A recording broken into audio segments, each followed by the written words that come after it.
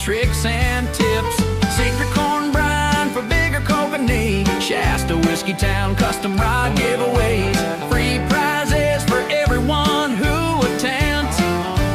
January 17th at noon, International Sportsman Show in Sacramento.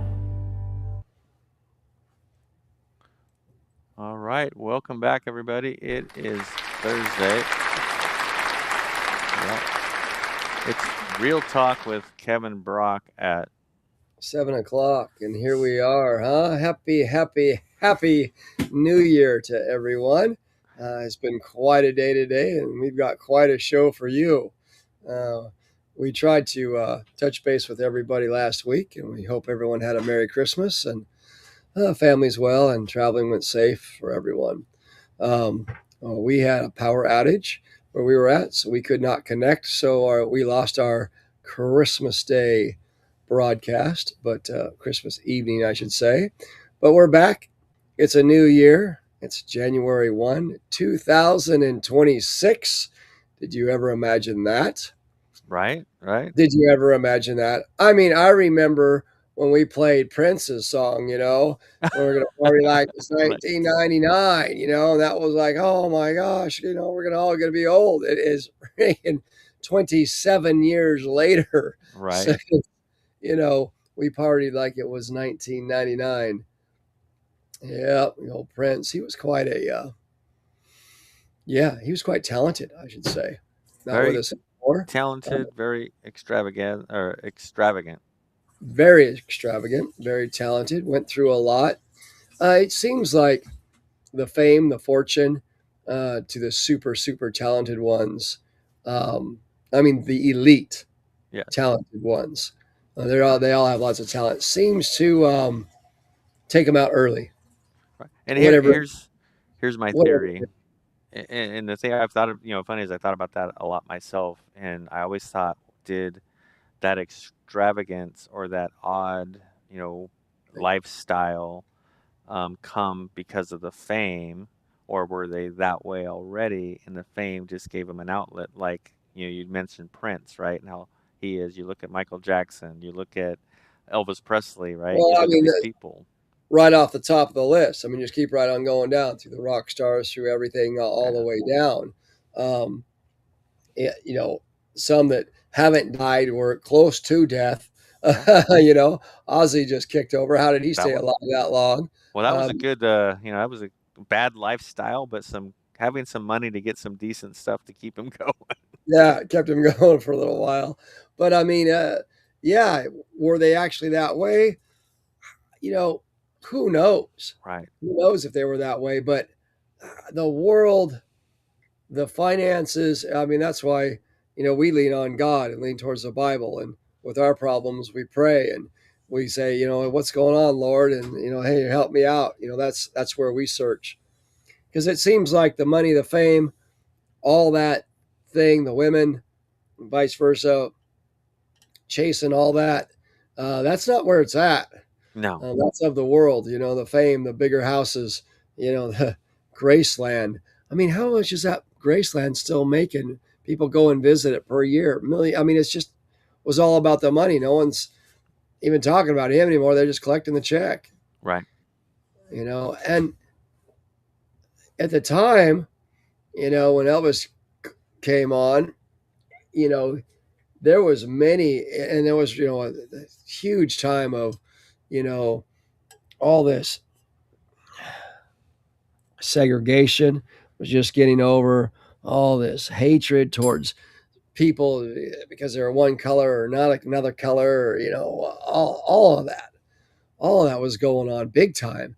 And, there was lots of, I would say, artists out there that had that voice, that had that tone. And, I remember watching a documentary on it, and it was like they finally found a white guy at the time that kind of had a black dude's voice, and rolled it together. And then they created this popular man. I was just thinking about that the other day. There's so many people out there that have great voices or great talents, but they weren't popular, or they were bumped out, or they did something that, wasn't popular at the time. And then boom, they're out.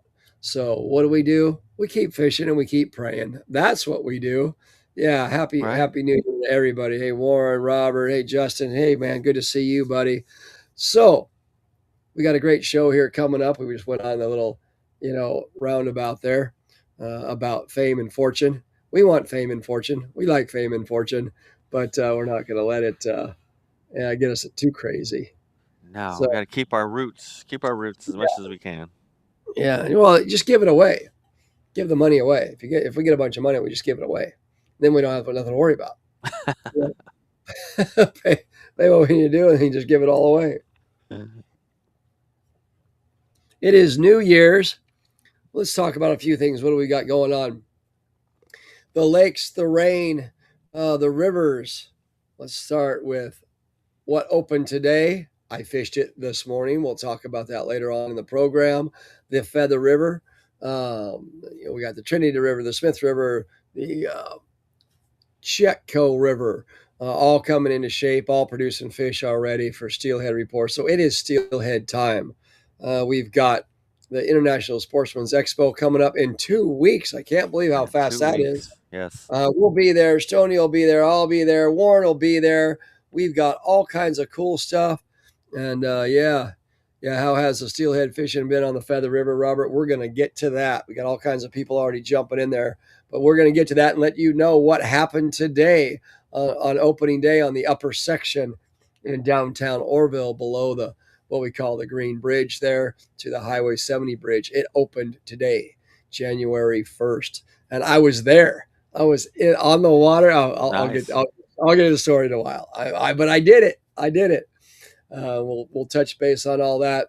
We'll talk about the lakes, what's going on for bass, more striper stuff, rods and reels. The tackle topic of the day. Man, we just got all kinds of stuff, and so we'll just kind of get cruising along. First of all, Stoney, how was your Christmas, buddy? Oh, it's great. We had family in. We Yeah. every year my sister-in-law comes out with her husband and her, my wife's brother comes out, and I should say brother-in-law, sister-in-law come out and spend some time with us, but help out quite a bit when they're here, and it's good to have family around. As much as they might annoy you, and you're happy when they come, and you're happier when they leave, but it's all being happy all together. But it's all good, and we had a good time. Yeah, I think Benjamin Franklin said it.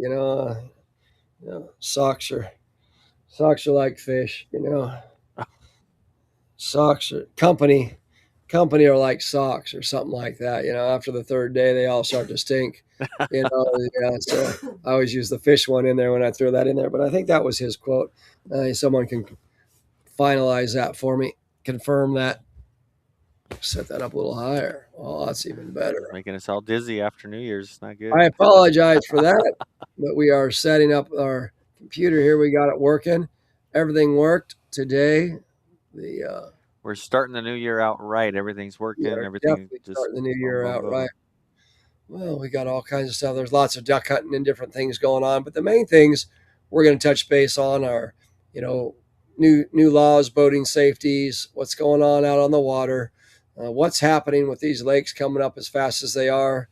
You're going to see water being released here. You're going to ask why. We're going to go over that a little bit and try not to get political and try not to say any words we shouldn't say.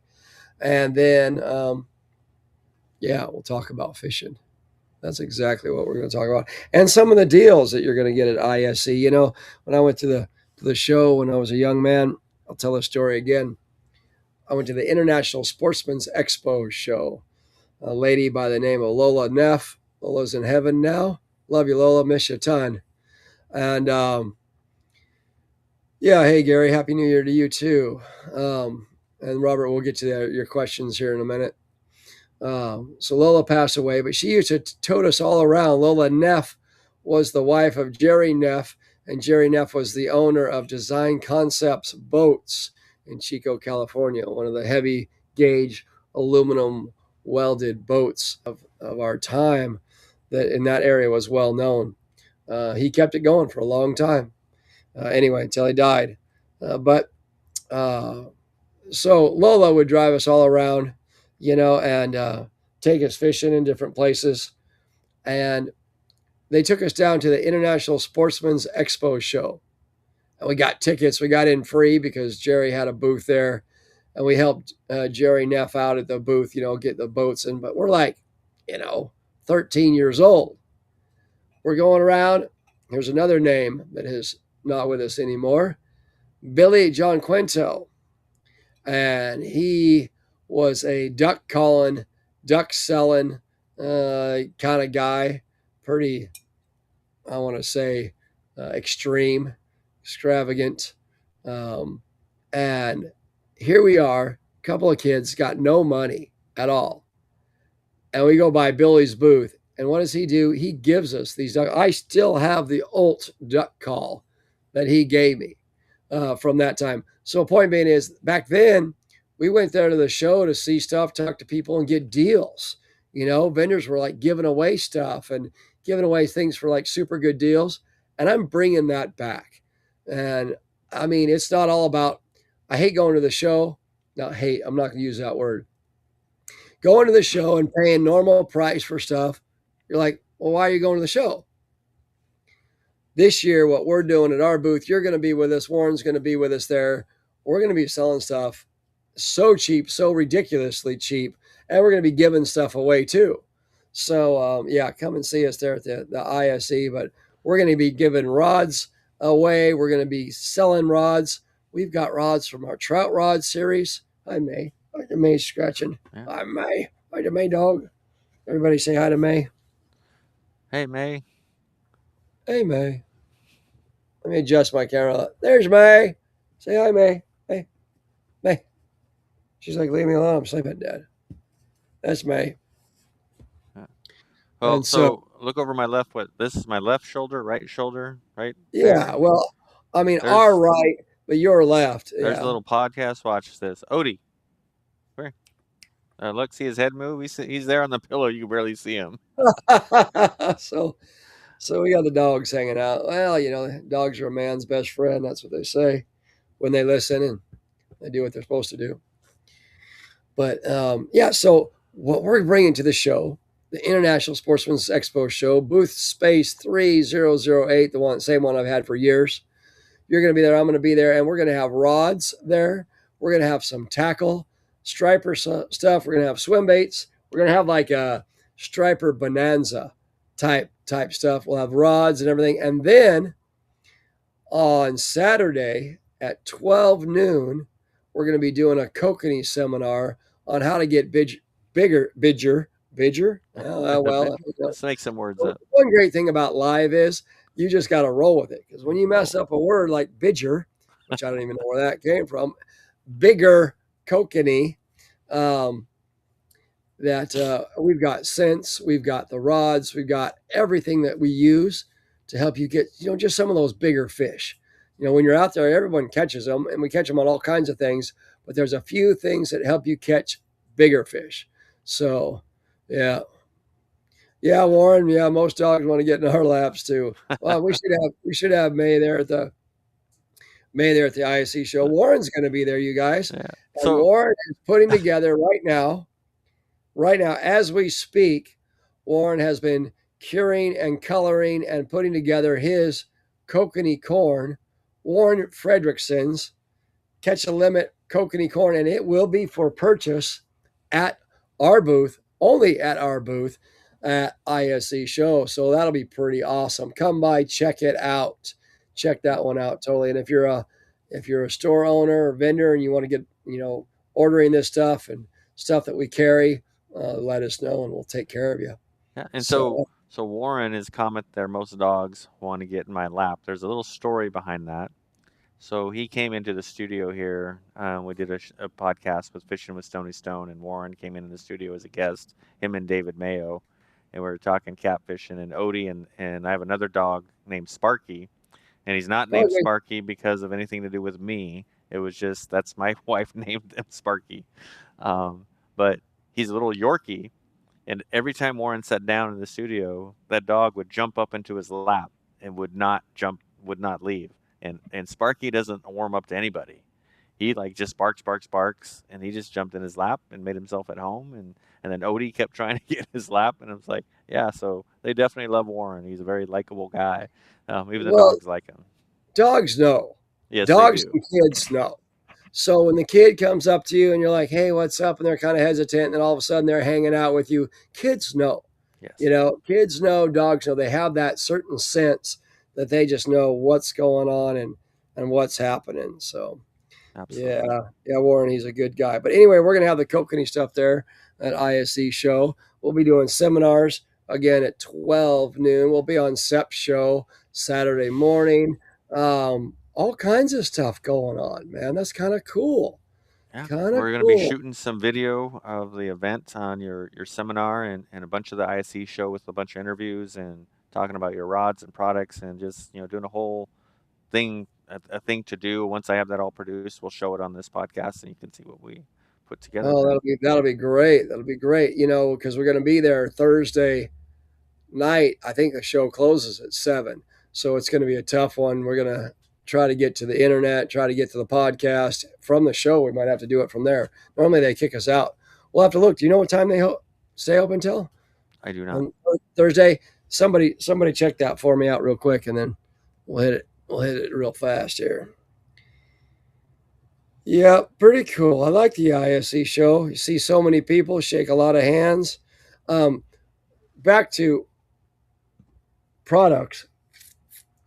We're going to have reels on the rods all set up. So if you want to pull on it, you want to tug on it, you want to see what it can do, that way you could really get, so many people grab a fishing rod off the shelf and they shake it a little bit, and they poke it up on the ceiling, Or they just do this. They press it on the floor, they do that, whatever they may do, right? And you see everybody doing it. Yes. But you never see anyone put a reel with line on it and pull on it. How does it feel when you lift on it? Is there backbone? Is there front? You wiggle it on the end. Do you feel, hey, thank you, Robert, we appreciate it. Hey, we'll be able to do the podcast. Hold Thursday that thought. Night. We're going to do the podcast Thursday night from the ISE show live. Now he's putting pressure on me to move this. That is right. Well, you can be at home. You can be at home, and I can be there. But I think it would be better we just do it. We're going to be there together anyway. We just go live from ISE. If you can pull it off, you're the magician with a mission. That so, I can do. I still can't believe I'm doing a podcast with a guy named Stoney. I look at your name and it's like Stoney, Stoner, Stoned, Stoney. Okay, so I got to let a cat out of the bag here a little bit, Kevin. So I got to tell you that 420 was good today. For me every day 420, but today was exceptionally well because I was thinking about the podcast. Yeah, and I'm working on Catfish Wars, which we've talked about, and it's a documentary, right? Well, as we're doing this documentary, I'm thinking about the documentary of now Kevin with the podcast and our story, because a lot of people, like you said, don't know how this works, but I've got footage already of us talking about how we met. That's kind of cool. And so I'm going to use that to make this storyline about how Kevin and I met. I don't know what, it's got to be 3 years ago now. Time just flies. I'd have to go back and look at the dates of things, but I think it was when we very, very first met. It was 3 to 4 years ago at Johnson's Bait and Tackle. And your thoughts of who I was, and it was right after COVID. It had to be 2022 time period. Yeah, when everything started opening up. I wasn't totally judging, but you know how thoughts pop in your head. But that's it's fun to be honest with it and just say what it is. But it's a great story because you had that moment, right? And then you told me that moment, and I just thought it was the funniest thing ever. I could have been offended by it. I could have been woke by it, or whatever you want to call it these days. But it was such a funny story, and I look at where we are now, and I'm like, who would have ever thought this would even work? This is just The point is, it's not about the name or the cover. It's really about the people behind it. Yes. And once people get to know each other and connect, and you see where someone's not trying to use somebody for something, and they're not trying. It's just working together. Then that's a good thing, and that's just good people. And I mean, I'd been searching for someone. We had lots of people, different guides, people help us out, but it was always they didn't have that mindset of we're going to make this, we're going to go forward, we're going to do it. And the key thing is you didn't need it for a living, although you're putting all this time into it, and eventually will. Hopefully, But knock on yeah, wood. yeah, knock somewhere pretty quick. Huh? We're not going to have any wood to knock on. He'll be living in a tent together. But uh, you know, it's not. Oh, I wasn't able to pay my bills, because we did a video shoot, or we did a podcast, and oh man, I wasn't able to pay my insurance, whatever. So it's not. It's taking time, and we're investing both into each other and believing the mission goal, and goodness and fishing, but it's not crippling us if it doesn't, like, tomorrow get a million views or $1 million for something or whatever it may be. So, So but put it in this perspective, Kevin. Here's why I look at it. The lottery got up to how many billion of dollars? 100 and something $1 billion, right? And everybody's going and buying lottery tickets. They're going lottery tickets, and they're buying hundreds, and I mean lots of money, thinking they're going to be the next billionaire. How many of those people didn't pay their rent or make their car payment or feed their kids, chasing this dream? And for us, it's like we're still doing the things we're supposed to do, spending a lot of time and effort into this. Is it going to be like winning the lottery? Yeah, I hope so. I hope yeah, we make it big. But reality is, I'm going to still pay my rent. I'm still going to do this. And at the end of the day, we got some cool videos to look back on and go, you know what? We had a blast doing it. And and some good times, and we're helping a lot of people out, and we're making friends on the way, and it's kind of maybe behind the scenes a silver lining. It's maybe we are rich and we don't even know it. We know in other ways. it's You a know what I different mean? currency, a different A currency. different rich. So you look at it that way, and you're like, yeah, yeah, this is pretty cool. 'Cause, I mean, I couldn't do this without you, and and Ah, yeah, you could. yeah, yeah. So, Yeah, but well, I mean, at least with the technology on the side, where you just send me a link and boom, I click on it, and boom, I can start. Wherever we're at. We've been consistent. We missed on Christmas, and we missed one other time, but other than that, and we would have been there. yeah. So It's all good. It's all good. we'll It's keep, a we'll keep it going. It's super good. All right, all right, all right. Okay. So we've talked about, so the times are that Warren sent it, Robert sent it, and we can hook up to Wi-Fi. yep. Fly with a fly. There were a lot of guys. Wi-Fi. Well, there was a lot of guys fly fishing today where we were at, So you were but Wi-flying. yeah, no, they were fly fishing. So it was, well, or most of them with indicators. So I mean, yeah, you still got a fly rod. And hey, I fly fish a lot with indicators, so I'm all good with that. So I'm like 12 years old, and my youth pastor is at the church, likes to fish. We're still in contact all the time. We hang out. In fact, you'll meet him. Maybe you'll meet him at the ISC for sure, or whatever. He's down in Sacramento, Carlo. And it's raining, and on the side of our road, all the night crawlers, would get out when it would rain and get kind of washed into the side. We didn't have no money, and so I grabbed a bunch of those, drowned out night crawlers, put them in some dirt, put them in a little Ziploc bag and left it open. Anyway, so I had some night crawlers. I go down fishing to right below the Feather River Hatchery on the Feather River. It opens every year, January 1st, has for umpteen years, for steelhead. Go down there, and there's this little drift, and there's not a lot of current at this time. Where they've rechannelized it all, and it's a lot different now than compared to today. I'll get to that. But I'm casting, and now I've learned how to drift to where you cast out and just barely let the sinker hit the bottom, and just kind of swing it through. I got this hook on there and I've threaded my worm on. I've done everything I'm supposed to do right. And I'm fishing. Now, this isn't my first time steelhead fishing.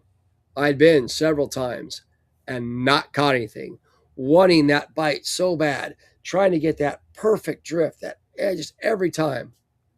So I make the cast. This is where I'm at hatchery. Drift down. I'm fishing for a while, make the cast. All of a sudden, boom, it kind of stops. And am I hung up? All of a sudden, tug, just a slight tug. And because I had been so dialed in to what I was, feeling, trying to feel, set the hook, about a 4-pound steelhead comes cartwheeling out of the water right next to the brush, goes zipping down around, fight it for a while, land it. Very first one right there on the Feather River. Now, let's fast forward 39 years. I was going to say 40 years, but fast forward 39 years in the dark. Here I am trucking out to get to a spot first, right? Over by where that little tree used to overhang. It's changed now, but in that same spot. And people are all around. I'm standing out in the water about to my waist. And I'm sitting there. I kind of got my spot. And I'm the first one out there. I see headlights start coming down all around me, because there's 40 dudes fishing down in this one little spot, all the way through here. I'm the first one in the water. You can't see nothing. I'm standing there, feet are freezing. I'm like, what am I doing? As it starts getting lighter, the fog kind of comes across the water, and waves are going by, a little bit of currents going by. I'm still standing in the same spot. Now, by now, I've dug my feet into the rocks, so I've got good positioning. Anybody, me, I don't have good balance now. So here I am. Hey, Ben. So anyway, I've got my feet all just tucked in there to where, I'm not going to fall over. I'm waiting. It's getting lighter. The mist is coming off. Fog's coming off the bottom of the river. Ducks are now a lot of divers, ringnecks, things like that, kind of golden eyes are zipping around. Oh, but I did see a pair of mallards kind of cruise over and drop down. I heard some honkers down there. By now, I've counted 37 people as far as I can see up and down below, and people are spread out and everything like that. Guys are starting to cast. I mean, literally, I'm the only dude with a spinning rod out there. And you know which rod I took? I took my little prototype trout rod. So I got this little teeny tiny little trout rod that's meant for 12, 14-inch trout. And I'm like, I'm just going to do it. And I went as basic as you could go. I literally went number 6 hook, a 6-pound test, and a split shot. Straight main line, everything. No drifting, no slinky, no floats, no nothing. Just straight old school broke, right? I'm broke. I got a split shot, and I got a hook, and I got some worms in my pocket. Literally. So I Poor man fishing. I thread one on there. I'm getting close to fishing. I'm like, you know what? I'm going to pray. And I just asked God to kind of keep me safe so it didn't fall in the water, Too bad. I wouldn't drown because it wasn't swift, but, anyway. And that I had another opportunity. I've been going almost every year. There's a couple years I missed. But every year on January 1st, I would be on that river for that opener. I'm drifting for a while, kind of figuring out the weight, because I've only got a split shot on there. So you got to kind of cast it up a little higher to get to the bottom. And if you cast it too far straight across, well, now I got people across from me and there are people all around me. Boom, the guy above me hooks one. Fish on. Steelhead splashing out. Boom, the guy below me hooks one. I'm like, oh, this is cool. But as it got light, I'm coming to the conclusion I'm not where I need to be. I either need to be up 30 yards or I need to be down 30 yards. And I'm on this little hump in the river. Now, I wouldn't have known this. I just walked out there for a spot, right? But now, because there's people to my right, my left, I can't move. So what am I going to do?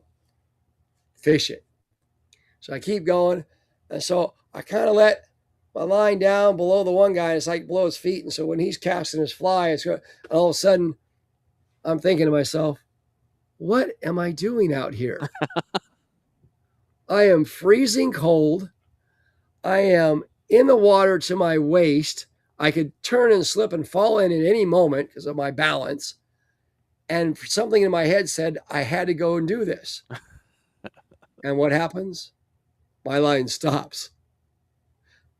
And for that 1 second, it's like a jolt of energy, and you just freeze for a second. And you're like, and you don't even breathe. And tug at the end. It's alive. I swing on it. The fish cartwheels out of the water right in front of this guy. That's my drag going out. This little tiny rod, this little 6-foot El Bindo rod, right, is maxed out. I got this thing maxed. Fish cartwheels, but it looks shiny. It looks nice. I'm working this fish, working the man. He's like, you got one on? I'm like, yeah, I got one on. And he's like, oh, you didn't say nothing. I'm like, oh, we're okay. I fight it. Goes behind me, goes in front of me, fight it all the way out. I got it stuck right in the corner of the jaw. It ain't going nowhere. I can see the hook, when his head comes up. I'm like, perfect. I slide out. Well, now this rod has no backbone because, again, it's a little tiny trout rod. I'm lifting it up. I can't quite cradle him. Get him up again. Finally wear him out a little more. Get him ahead of me and slide him back to me. And I get him up, and I got bigger hands. And I can't get my hand around it, the side of it. And it's laying against my hand, and I'm looking at it, and I'm like, it's all of 5 pounds. That fish is all of 5 pounds.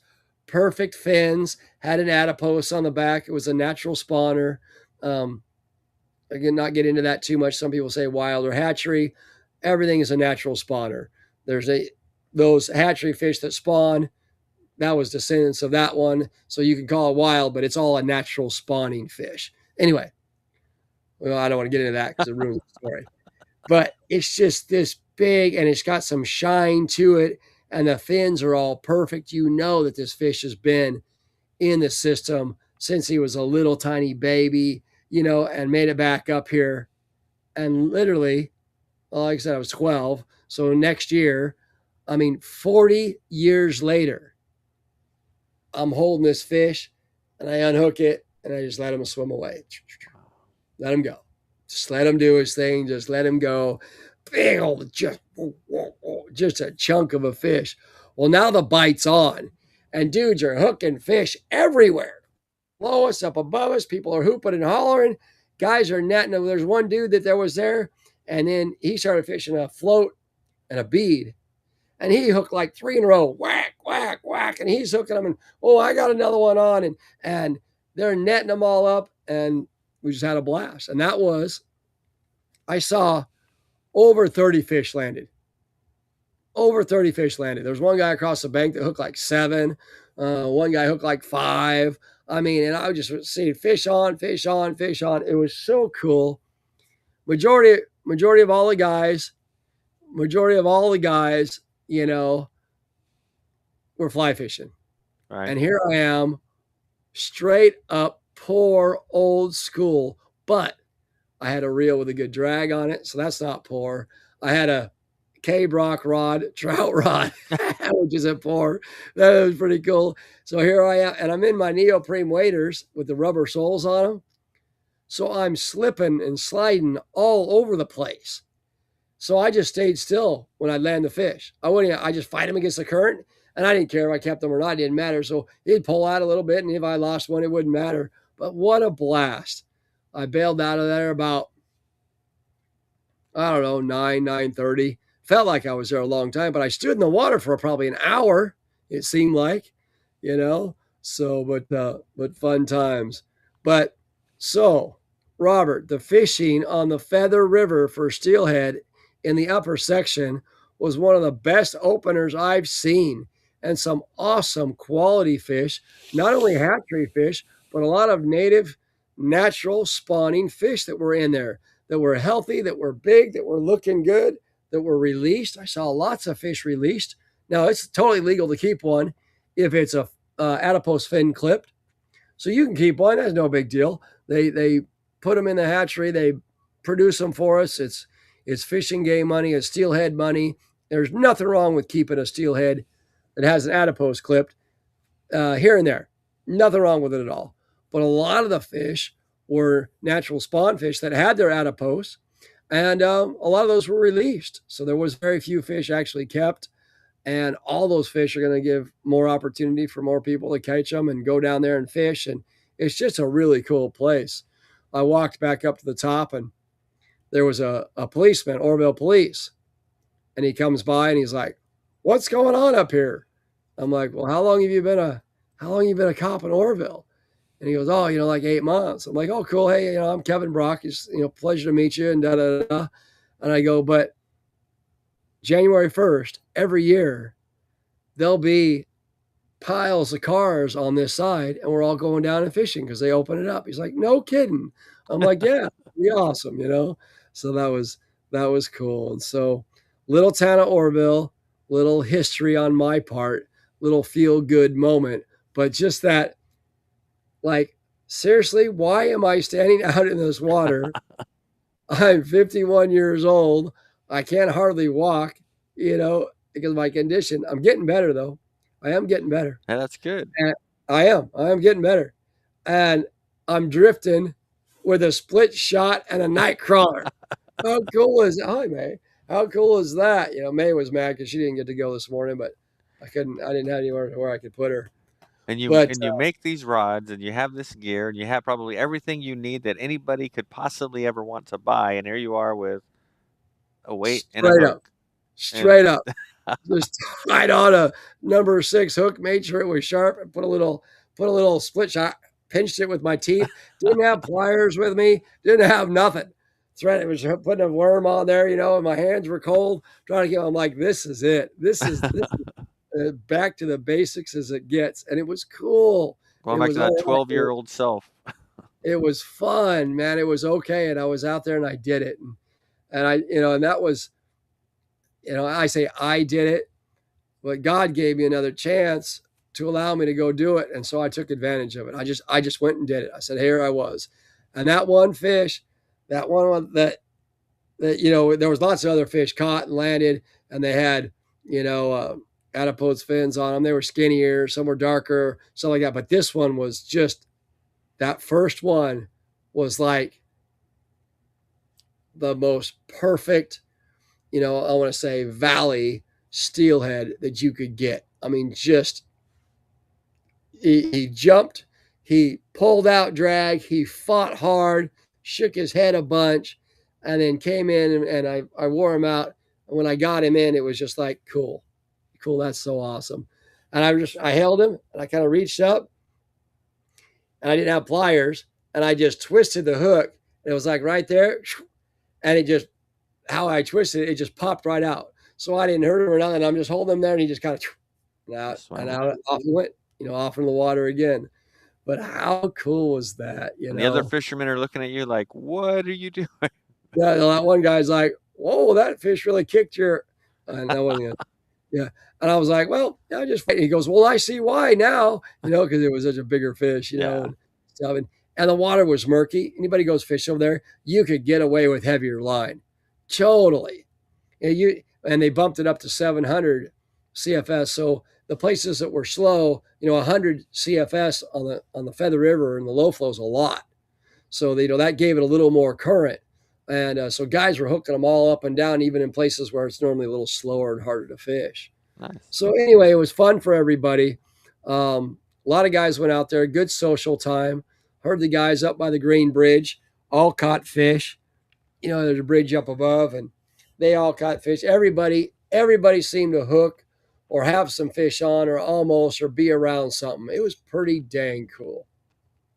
Sounds like a blast. Definitely a blast. A lot of people there. So what were a lot of the fly fishermen using? Because they're hollering, hey, I got him on a bead. Oh, I got him on this. I got him on that. So reading some of the comments, we got tons and tons of comments. But Ben's like, yeah, he had this 3-foot rod, Walmart rod, with 2-pound test, and caught a what? Hold on, let me read this right. 21 pound. Yeah. Hold on, Ben. Now we're all fishermen here, but 21 pounds. Come on, now. Was it really 21 pounds? Anyway, Yes. yeah. Ben catches a 21-pound catfish on a 3-foot Walmart rod after 20 minutes. Good job, Ben. Way to go. Yeah. Way to So pull it off. And so I think we all have those stories where so we here's hook some more stories for that. Ben Yeah. though. Ben's Yeah. got so he's making this story. Oh, look at me with a Walmart. No. Ben, let's talk about your catfish tournaments where you've gone out. I gave you a hook and big rod for coming out and doing some stuff. First time out, you put a reel on it and you lost the rod. Completely, catfish took your rod. Brand new, first time out. Nice. Way to go, Ben. But it gets better. Another guy that fishes out there like a week later was out there dragging for catfish and catches this rod and reel. It happens to be Ben's rod and reel.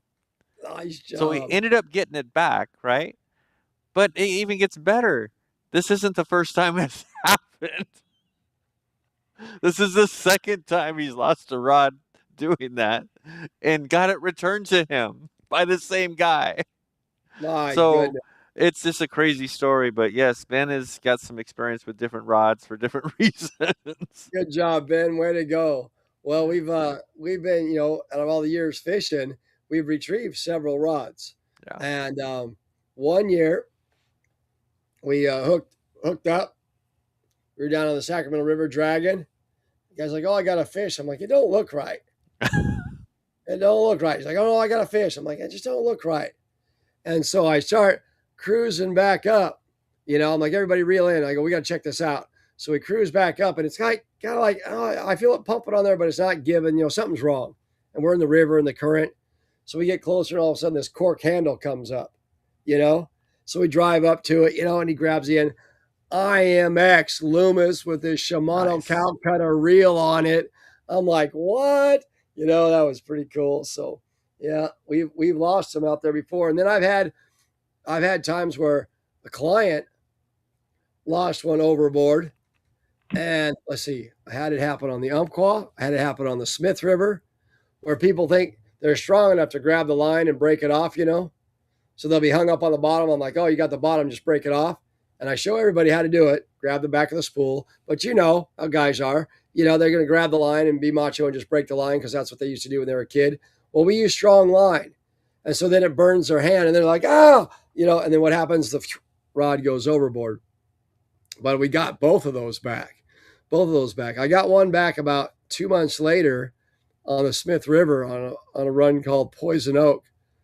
And the water dropped. And I knew exactly where it went over. And the water gets crystal clear over there. And I just float over. There was no fish there. I just float over it and be like, all right, guys, keep your eye out for a rod and reel, but don't look for a rod because with the rocks, it'll knock off the counter. You'll never be able to see it.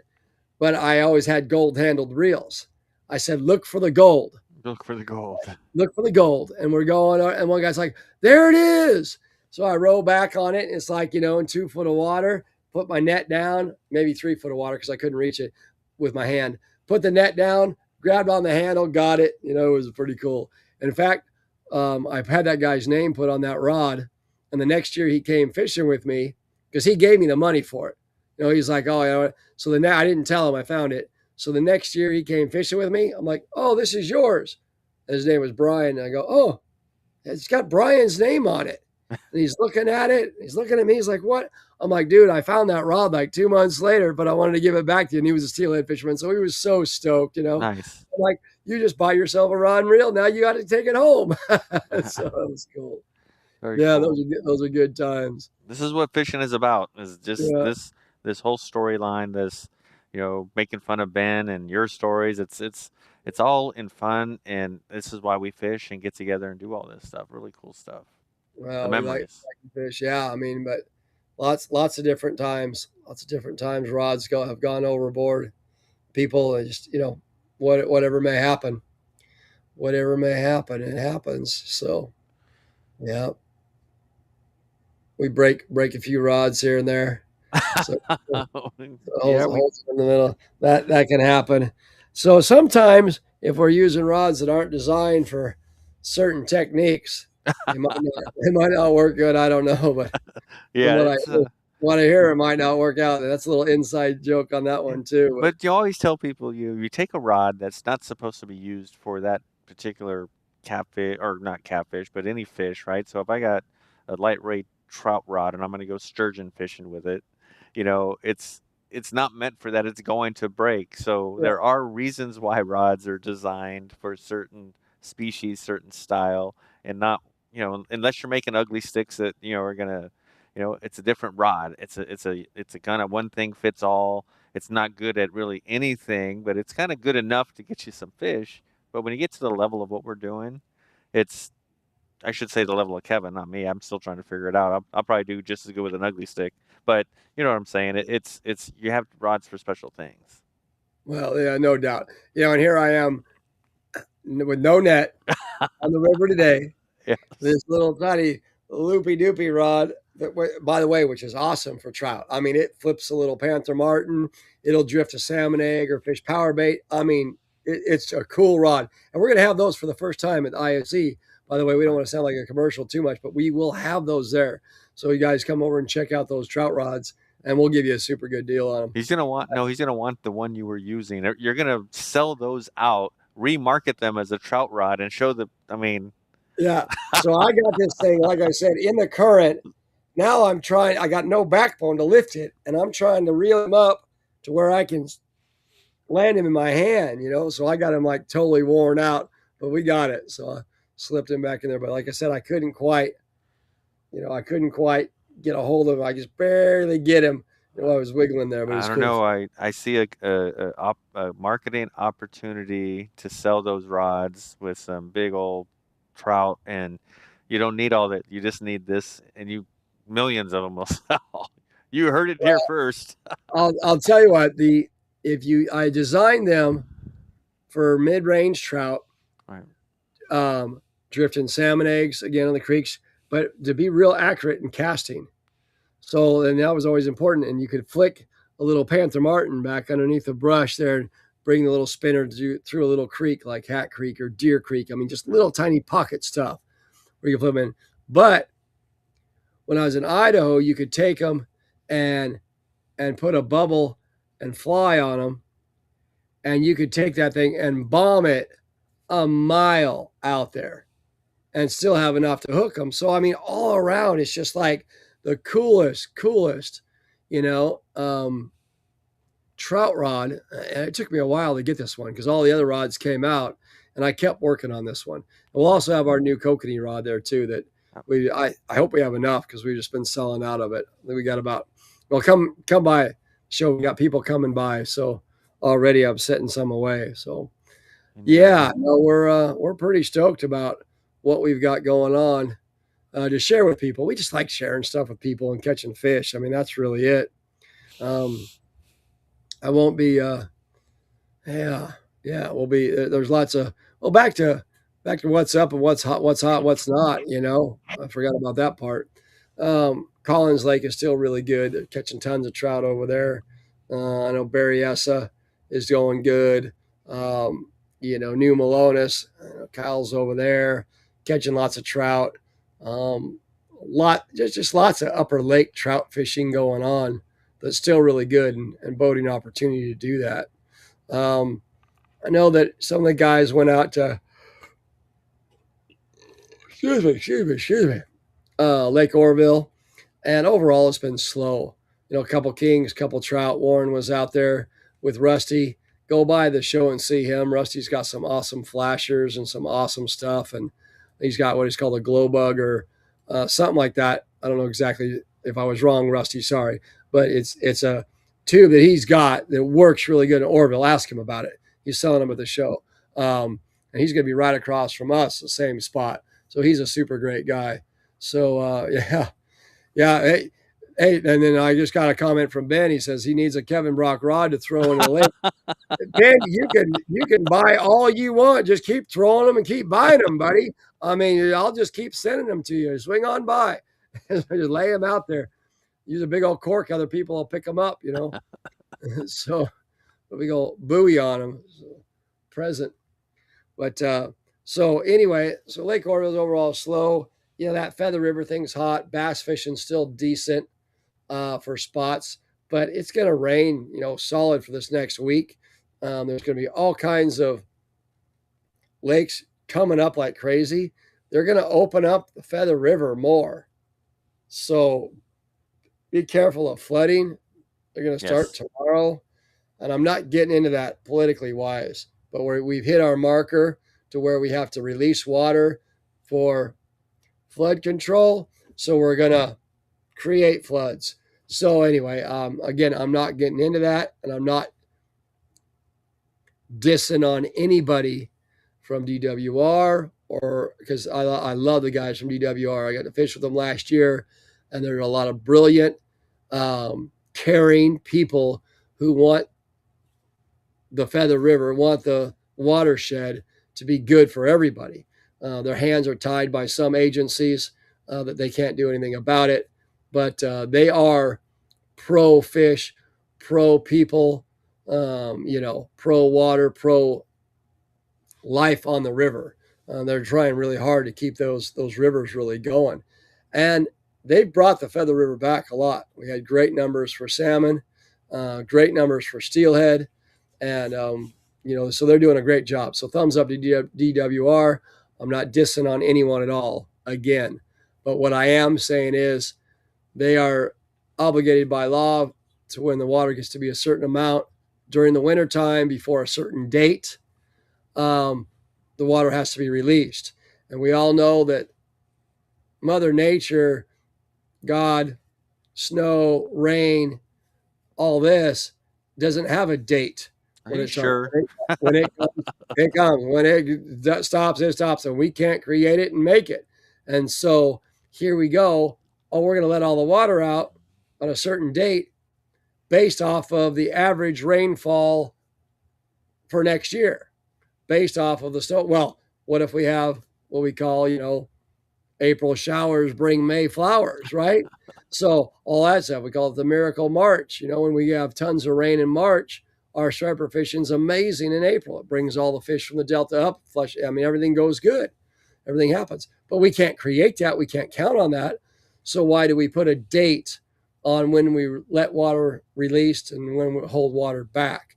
We should base it off of that time. I don't think we should. They definitely should base it off of everything to do with weather, everything to do with water flows, cubic feet a second coming in, cubic feet a second going out, and we'll go from there. Hey, my cousin there. Hey, Cheryl, how are you? Love you a lot, son. God bless you, and Happy New Year to you guys. I hope you're doing well. Well, that's pretty awesome. And see, we got family on board here and giving us some comments. We appreciate it. It's always great to get family on. Well, I'll tell you, that's why we get to keep going. God gives us another chance. We keep cruising, we keep praising him, and we keep fishing. That's what we do. Well, and you got to realize, too, you said family. This is like your blood family, but, you got family online already. It's your fishing family, your fishing community. They all become family. And so, yeah, we appreciate all you guys. Oh, that's exactly it. Just because you're blood doesn't mean, that doesn't mean anything. It's actions. Speak louder than words, always actions on that. But anyway, 2026, how about that, huh? Man, it flew by. Ooh, there was a lot that happened in 25 in my world. Me too. And for everybody, no one's just like, oh, we didn't do nothing. But I am looking forward to 26. I already started off the new year with steelhead fishing this morning, being on the water, being able to make it to the water, walk to the water. Only reason why is because God says, here's another chance for you. Here you get another chance to hang out with people and go fishing. How cool is that? So I got to be on the water, got back. I took a shower. I took a nap. I painted some things. I worked in the shed. I filled some orders. We worked on some plugs. What else did I do? Oh, I ran. I didn't run. Those little bikes. Yeah. What are they called? Stationary bike type thing. It sits still. What are those called? Stationary bike. I don't think it's called a stationary bike. Okay. Oh, maybe it is. Maybe it is called a stationary bike. But anyway, they've got one of those over here, and we're sitting there, and I'm like, okay, the physical therapist tells me I've got to do, 11 minutes of walking every day. But my hips are so sore, from the disease that I have, and it's eating away all the muscles. They're so sore from walking. I get on this bike, and I'm just cruising. 20 miles an hour, cruising. He's got a little, odometer on it, da da da da. And whether it's lying or not, I don't care, because I thought I was doing 20. I'm going to grandma's house, I'm just cruising along, and everything's good. My heart's pumping, and I'm feeling okay. And I'm like, man, why do I let little things get to me? Why do I let all this little stuff get? I get another day, and here it is in 2026. Yeah, you and I made it, with a bunch of zeros. Well, I had a bunch of zeros years ago, but medical took it all. But restarting again in my life, there's not a bunch of zeros on my bank account. But one of the guys, we have this Sunday school lesson where we all get to talk, and one of the guys is like, you may not be financially rich, but think about how many people know you. Think about your life. Think about your family. And I'm talking about you, people that are listening. Think how many blessings we have. We're so rich. It's like crazy rich. Now, if I won the $1 billion lottery, I would not give it all away. I would give some away. Yeah. I would give a lot away. I'd give some to you too. In fact, if I win that, I don't play. But if I was to win it, I would split it with you, Stoney. Oh, that's awesome. I feel the same way. I split it with you on that one. Yeah, that way then we could just hire someone to do the podcast. Could AI generate it? But it might not be as fun that way. We might not do it. Anyway, ISE show, you guys, coming up in 2 weeks, January 15th through the 18th. Come and see us. Booth space 3008. Warren Fredrickson will be there. Stoney Stone will be there. I'll be there. There will be all kinds of deals on rods and tackle, all kinds of cool stuff. We will make it worth your while. Saturday morning on, what is that, the 17th, I've got a kokanee seminar at the California Sportsman's Theater from 12 to 1. If you show up, you will be eligible to win a free rod. You will win some free product. You'll have a good time. You'll get a bunch of stuff and a little bit of info on how to target those bigger kokanee. Come check us out. Say hi at the show. We want to see everybody there, and let us know how we can help you. And yeah. And then, one more on top of that coming up is, Stoney, you've got to make that PowerPoint for that on that one. The old Stoney PowerPoint striper is the California Striped Bass Association. Yep. And you can join them as having their monthly dinner out of Rio Vista. And we are going to be there. We as in Kevin Brock and Stoney Stone. Kevin Brock and Stoney Stone as my guest. Actually, my tech man. So you're kind of going with me anyway. He's using me. Yeah, I'm just using you. And they said there's good food there. So we'll see. Awesome. Yeah, chef and everything. We'll do a little seminar there. If you guys are going, we're going to have plugs. We're going to have, striper candy. We're going to have some tails. We're going to have some rods for you to feel there at the seminar. And you know what? If you come to California Striped Bass Association dinner, you're going to get a deal on rods if you come to the ISE show above anything else. So just let us know that you're from there, and we're going to go from there. Yeah, that's deals awesome. on top of deals on top of deals. Yeah, no, we are good. We are there to sell rods, get rods in people's hands. So if you got kids, if you don't have a bunch of money, just show up. We'll figure something out. We'll work something out. Perfect. But what we're going to work out right now is we're out of time. So first of all, I want to say thank you to everybody who supports us. Happy New Year, 2026. Let's make it a great one. Today's already been fantastic. We've got God on our side. keep praising, keep thanking, and keep remembering how good we have it, how so good we have it to keep doing what we get to do. And be kind to others. And don't forget Old Farts Fishing videos, because we're on there. Stony Stone's got a podcast on Monday talking about all kinds of stuff. And ISE show coming up in 2 weeks. FishKevinBrock.com. We love you all. And I'll tell you what, we're out of time. We're out of time. See you next week. All right. God bless everyone.